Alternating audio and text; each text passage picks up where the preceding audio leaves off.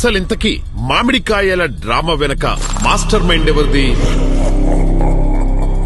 బంగారుపాలెంలో entry ఇచ్చిన జగన్ రెడ్డి ఎంట్రీలోనే ఓ రైతు వేషంలో ప్రకాష్ రెడ్డి అనే వ్యక్తి ట్రాక్టర్లో మామిడి పండ్లను రోడ్లపై వేశాడు.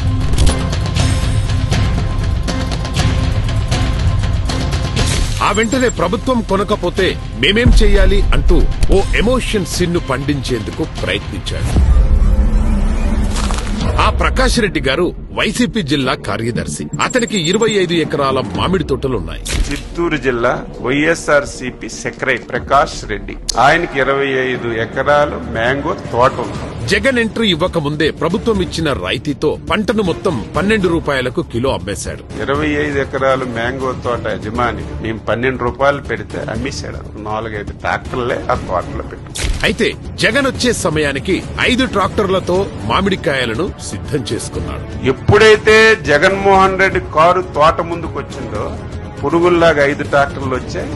రోడ్డు మీద మామిడికాయలన్నీ కింద పోయి ఆ 5 ట్రాక్టర్ల మామిడి పంట కూడా ఒకే వ్యక్తికి సంబంధించినవే. ఈ 5 ట్రాక్టర్లు శేఖర్ రెడ్డి అని చెప్పి తింబోజీపాలెం ఎక్స్ వైపీసీ సర్పంచ్. జగన్ రెడ్డి, ప్రకాష్ రెడ్డి, శేఖర్ రెడ్డి. జగన్ యాత్ర కోసం ఈ స్కెచ్ అంతా పక్కాగా జరిగింది.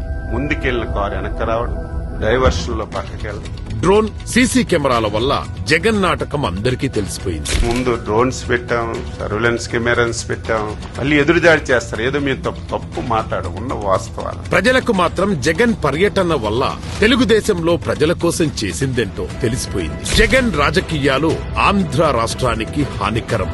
రైతులు ఒలిపేస్తున్నారు, కొండం లేదని ఎంత క్రిమినల్ గా వ్యవహరించారో రాష్ట్ర ప్రజలు ఒకసారి అర్థం చేసుకోమని చెప్పి